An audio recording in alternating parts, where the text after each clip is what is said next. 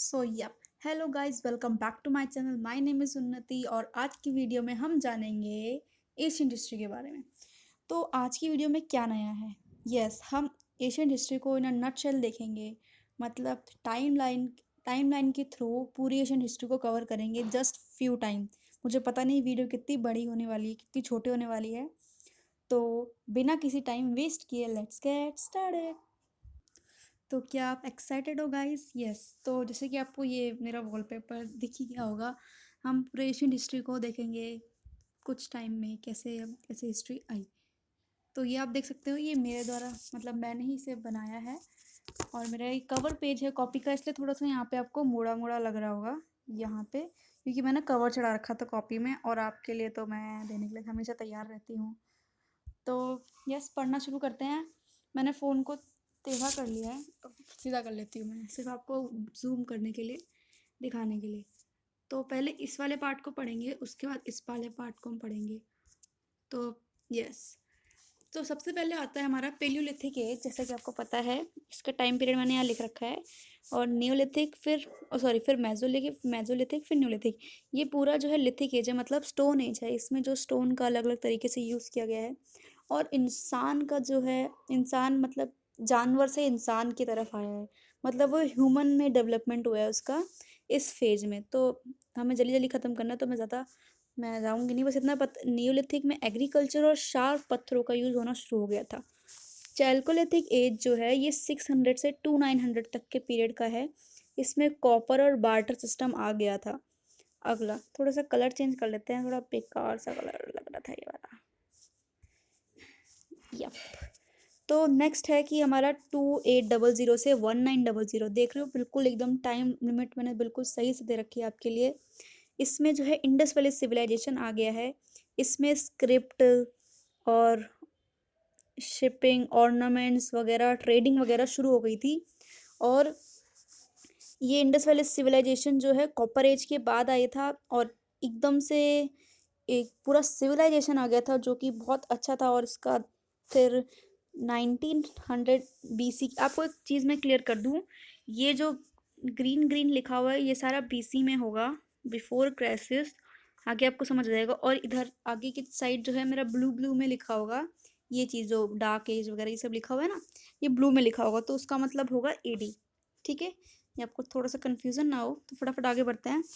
और अचानक से ही क्या हुआ, इंडस वाली सिविलाइजेशन 1800 से लेकर के 1600 बीसी के बीच में कोई आइडिया नहीं है क्या हुआ इसमें, कैसे इनका पतन कैसे हुआ वगैरह वगैरह। चलो, उसके बाद आ जाता है हमारा 1500 से लेके 100 के बीच का ऋग्वेदिक एरा, जिसको हम नोमैडिक पीरियड भी बोल सकते हैं। यहाँ पे चरवाहे जो है दोबारा आ गए थे। और उसके बाद नोमैडिक पीरियड हो गया ऋग्वेदिक, इसमें ऋग्वेद लिखा गया था और संस्कृत लिटरेचर लिखा गया था। नेक्स्ट आया हमारा 1000 से 600 के बीच बीसी के बीच में एग्रीकल्चर, लेटर वैदिक एरा, जिसमें एग्रीकल्चर फिर से आ गया था। और 3 वेद लिखे गए थे, यजुर्वेद, सामवेद और अथर्ववेद। उसमें उपनिषद और रामायण और महाभारत भी लिखी गई है ऐसा माना जाता है। और ब्राह्मणिज्म की शुरुआत हो गई थी लेटर वैदिक एज में। और जनपथ भी आ गए थे। ठीक है, ये सातवाहन जो है बाद में आएगा, मैंने गलती से बीच में जोड़ा है। ओके, तो इतना हो गया हमारा। अब जो है यहाँ पे आते हैं हम ऊपर महाजनपद के पास। ठीक है, इसके बाद क्या हुआ, एकदम से लोगों ने जो है ट्राइब्स वगैरह जो है आपस में एक एरिया में, पर्टिकुलर एरिया में रहने लग गए। और जो जो ब्राह्मण लोग थे, इन्होंने जो है राजा बनाना शुरू कर दिया कि ये आपके राजा हैं या आप इनकी बात मानिए। तो फिर धीरे धीरे करके महाजनपद की शुरुआत हो गई। ये 500 से लेकर के 300 जो है महाजनपद। इसमें क्या हुआ, बहुत सारे पर्शियन अटैक, अलेक्जेंडर और ये अटैक्स भी हुए। और जो महाजनपद है इसमें आपको 16 महाजनपद मिलेंगे। तो सबसे बड़ा था मगधा, अवंती, कोशला, ये सब, वैशाली, ये सब नाम आपको मैंने बता भी दिए हैं प्रीवियस वीडियोस में। इसमें तो हम जस्ट नटशेल देख रहे हैं। महाजनपद में जो है पर्शियन अटैक्स भी हुए, अलेक्जेंडर भी आया जो नंदवंश से हार गया था। अलेक्जेंडर द ग्रेट, और इसमें हर्यंका डायनेस्टी और नंद डायनेस्टी भी आई।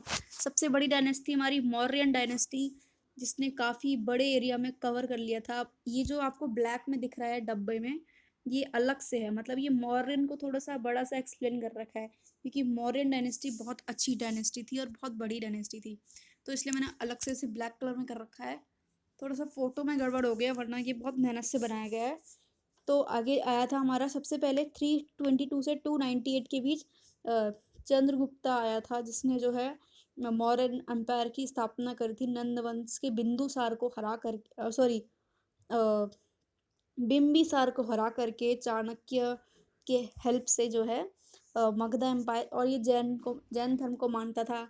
बाकी हम उसके बारे में कुछ नहीं पढ़ेंगे आगे। 297 से 273 के बीच बिंदुसार इसका बेटा, सॉरी बिंदुसार इसका बेटा आ गया, जिसने कुछ ज़्यादा बड़ी चीज़ नहीं करी, बस लड़ाइयाँ लड़ी और एरिया को अपना बड़ा किया, जो अपने एम्पायर को उसने बड़ा किया। उसके बाद अशोका द ग्रेट आते हैं, ये 272 से 232 तक का इनका रहेगा। कलिंग के थे ये, इन्होंने कलिंग की लड़ाई लड़ी थी, आपको पता है, और फिर ये लोग ये जो है बुद्धिज़्म को मानने लग गए थे। इन्होंने धम्म का प्रचार करने के लिए अलग अलग फॉरेनर में भी लोग सहमात्रा भेजे थे, और रॉक एडिक्स पिलर वगैरह इन्होंने बनाए थे, आपको पता ही होगा, ये आपने पढ़ ही लिया होगा। आगे बढ़ते हैं। इसके बाद लास्ट जो है, और 211 से 185 के बीच मौर्यन के बहुत सारे जो है राजा आए, और सबसे लास्ट में जो है बद्रीनाथ, सॉरी बृहद्रदा, ऐसे कुछ है, समझ नहीं आ रहा है, BRIHADRATH, ये राजा हैं लास्ट ऑफ मौर्यन एम्पायर थे। ये जो है हमारे ये शुंग डायनेस्टी से हार गए थे। ठीक है, तो इसके बाद आता है हमारा 3-4 डायनेस्टी आ गई इसमें, शुंग डायनेस्टी, कनवाज और मगाथा, और फिर गुप्ता। ये आप डायनेस्टी कुछ है, मैंने थोड़ा इनके बारे में ज़रूरी नहीं है, बस मैंने बता दिया कि इसके बाद ये है, इसके बाद ये है, ताकि आपको समझ आ सके। तो फिर ये टाइम पीरियड आपको 185 तक है। फिर 200 से लेकर के 100 के बीच, ये आपको रेड लाइन दिख रही है। रेड लाइन का मतलब है कि ये रेड लाइन का मतलब है कि इसके बिफोर क्राइसिस, और इस लाइन के बाद आएगा हमारा आफ्टर क्राइसिस। ठीक है, जैसे कि आपको इसमें दिख ही रहा है, ये मैंने ब्लू कलर से लिख रखा है, ये आफ्टर यहाँ पे मैंने लिख रखा है, यहाँ पे बिफोर क्राइसिस ग्रीन का मतलब है, ब्लू का मतलब है आफ्टर क्राइसिस। तो रेड लाइन के इधर वाली कहानी जो है ऐसी ही चल रही है। अब यहाँ पे डार्क एज आ गया। डार्क एज क्यों कहा गया? क्योंकि बहुत सारे इन्वेशंस हुए, कोई भी इंडियन राजा नहीं था इस पीरियड में, 200 BC से लेके 200 AD के बीच में। इससे पहले मैं आपको बता दूं, इस डार्क एज से पहले ये 106, ये आयरन, ये हाँ 106 और 130 के बीच में जो है यहाँ पे सातवाहन आ गए। सातवाहन जो थे वो इंडियन राजा थे। इनको छोड़ के इस वाले पीरियड में कोई भी बड़ा इंडियन राजा नहीं था। सातवाहन का टाइम पीरियड आपको 106 से 130 मैंने बता ही दिया है, और इन्होंने 450 साल जो है शासन किया था। ये जो पीरियड है ना, ये सिर्फ एक राजा का है, ये हमारे सबसे बड़े राजा जो थे उसी का टाइम पीरियड लिख रखा है। बाकी सातवाहन ने जो है 450 साल राज्य किया था, मैंने यहाँ पे क्लियर कर दिया है।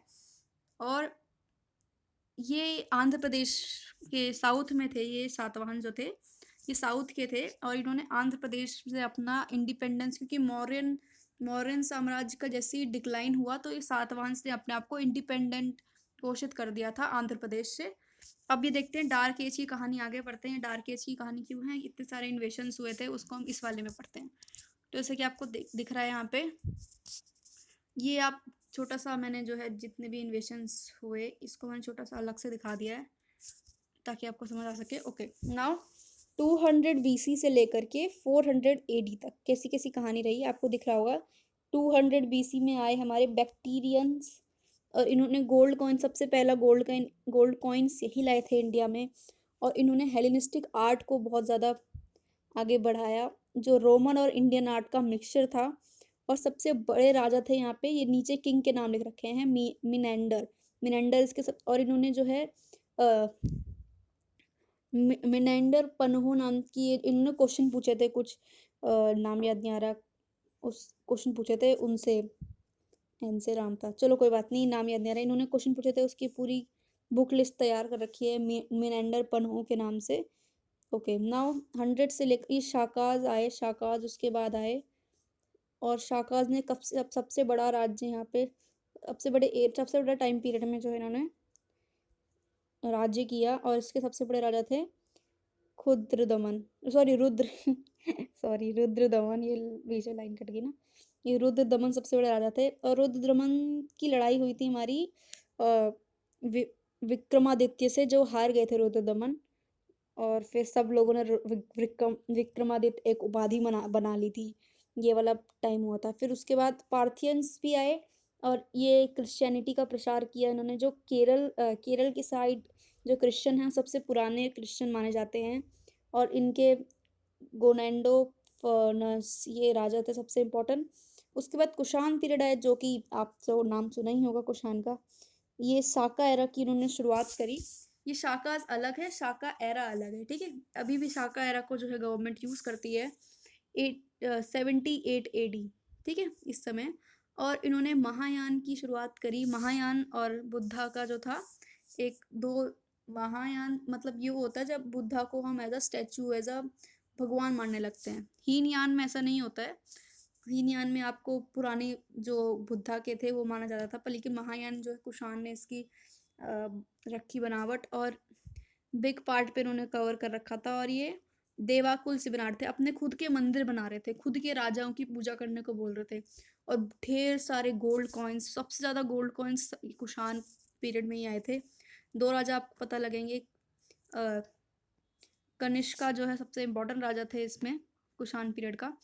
अब ये तो हमारा डार्क एज की कहानी रही, ठीक है।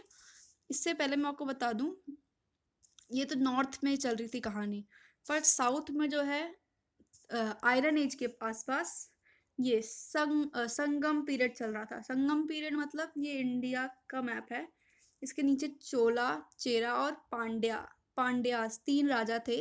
इनके उसमें संगम पीरियड चल रहा था। जो ये टाइम पीरियड मैंने आपको दिखा रखा है यहाँ पे, 300 BC से 300 CE के बीच में संगम पीरियड था। ये मिक्स नॉर्थ एशियन हिस्ट्री और south Asian history, Asian history जो है अलग अलग चलती है, पर लेकिन इसमें मैंने आपको एक में से बता दिया है कि ये आयरन एज की कहानी यहाँ के आसपास, यहाँ कहीं इस वाले एरिया के आसपास, नीचे साउथ में कौन चल रहा था हमारे, यस, ये संगम पीरियड चल रहा है। संगम है क्या? संगम एक तरीके का एकेडमिक तमिल पोएट्स का अकेडमी है, ठीक है। 3 संगम बैठाए गए थे, आपको पता ही होगा। एक था हमारा मदुरई में था, एक तलटी सा नाम था, मैं भूल रही हूँ, और तीसरा भी मदुरई था। 3 ये टाइम पीरियड था 3 राजाओं का, चोला, पांड्या और चेरा। ये तीन थे, ठीक है। CO मतलब चोला थे, ये तमिलनाडु में रहते थे। चेरा का एरिया था हमारा कर्नाटका का, और नीचे वाला हमारे पांड्यास थे। तो ये पीरियड आपको पता लग गया, साउथ में ये वाला पीरियड चल रहा था। तो अगला हमारा आता है Gupta period. Obviously Gupta period जो है ज़रूरी है। जब आप बुक से पढ़ोगे तो आपको हल्की सी RS शर्मा में हल्का सा कंफ्यूजन रखा है साउथ का, मतलब उनमें कोई क्रोनोलॉजी नहीं है, पर इस वाले मैंने आपको बता दिया कि कब कब का है। हल्का सा मतलब ऐसा तो हो नहीं सकता ना कि एक बारी में सिर्फ एक ही राजा आप राज्य करेगा, अलग अलग एरिया में अलग अलग राजा राज्य कर रहे थे। तो फिर इस वजह से जो है, तो आप इस मैप से आप देख सकते हो कि कौन सा राजा कब का था। उसके बाद आते हैं हमारे गुप्ताज। एक सेकेंड, ओके, हाँ 13 मिनट हो गए, ओके कोई बात नहीं। इसके बाद आता है हमारे गुप्ता, जो जो इतने डार्क एज के बाद पहले इंडियन राजा थे जिन्होंने बहुत बड़ा, तो एक एरा हो गया था गुप्ता पीरियड। तो इसमें क्या हुआ था, श्रीगुप्त और चंद्रगुप्त। श्रीगुप्त ने इसकी स्थापना कर दी, चंद्रगुप्त सबसे बड़े राजा थे, समुद्रगुप्त भी इसी के थे, और चंद्रगुप्त सेकंड भी थे। गुप्ता पीरियड के कुछ राजा के नाम बता दिए मैंने। और टाइम पीरियड आपको दिख ही रहा होगा, 300 से 500 के बीच का है। ये AD चल रहा है अब, ठीक है। AD आपको बता ही दिया मैंने इस लाइन के नीचे वगैरह। ओके नो प्रॉब्लम, आगे बढ़ते हैं। इसमें लिटरेचर का बहुत बड़ा रोल था, और इसे गोल्डन एरा माना जाता था, ठीक है। क्यों golden era of Indian history इसलिए माना जाता है क्योंकि लिटरेचर, कालिदास वगैरह ये सब इसी टाइम के थे, ठीक है। चंद्रगुप्तम इसी विशाखा दत्ता के द्वारा लिखी गई थी। मदुरैचयिका भी इसी समय लिखी गई थी। मरीचरिता ये लिखी गई थी, ठीक है। उसके बाद आते हैं हमारे हर्षवर्धन। हर्षवर्धन जो है उसके बाद के हैं, और इन्होंने जो है नॉर्थ में काफ़ी बड़ा इन्होंने रत्नावली इन्हीं के द्वारा लिखी गई, इन्होंने ही रत्नावली लिखी है, ठीक है। रत्नावली एक कहानी का नाम है, आपने पढ़ा भी होगा। और 700 तक हमारी एशियन हिस्ट्री चलती है। उसके बाद हमारी मेडिवल हिस्ट्री आ जाती है। मैं आपको बता दूं, नॉर्थ में जब हर्षवर्धन चल रहे थे ना, तो नीचे चालुक्य चल रहे थे साउथ में, ठीक है। चालुक्य की डायनेस्टी थी, नीचे चालुक्य चल रहे थे और ऊपर हमारे नॉर्थ में हर्षवर्धन चल रहे थे। ये गुप्ता पीरियड की बात की कहानी आपको यहाँ पे मैं हल्का सा बता रही हूँ। मैंने छोटा छोटा जैसे मुझे पता लगता जा रहा था तो मैं लिखती जा रही थी। ये नॉर्थ में हर्षवर्धन चल रहे थे और साउथ में हमारे चालुक्यास चल रहे थे, ठीक है। तो यस, इन दोनों की लड़ाइयाँ भी बहुत हुई हैं आपस में। बाकी नॉर्थ में तो अपने हर्षवर्धन थे ही। उसके बाद का यहाँ पे कहानी आपको पढ़नी पड़ेगी। इसके बीच में मतलब बहुत सारे राजा आए, और लास्ट में जो है अब अरबन इस्लाम जो है आ गया था, और इस्लामी धर्म ने इन्वेशन किया, और हमारे उसमें अकबर वगैरह बाबर ये सब आए। ये एंड ऑफ एशियन हिस्ट्री आ गई है हमारी। इसके बाद मेडिवल हिस्ट्री का आएगा। अगर आपको वीडियो अच्छी लगी हो तो प्लीज़ लाइक कीजिए इस वीडियो को, बहुत मेहनत लगी है वीडियो में, और शेयर कीजिए अपने दोस्तों के साथ। मुझे पूरा विश्वास है आपको वीडियो अच्छी लगी होगी। और ये आप एक बार इसको आप स्क्रीनशॉट भी ले सकते हैं इसका। और कैसी लगी वीडियो कमेंट में ज़रूर बताइएगा। Thank you so much last तक देखने के लिए। मुझे पूरा विश्वास है कि आपको ये वीडियो अच्छी लगी होगी। तो मिलते हैं नेक्स्ट वीडियो में। Thank you so much, bye, have a nice day.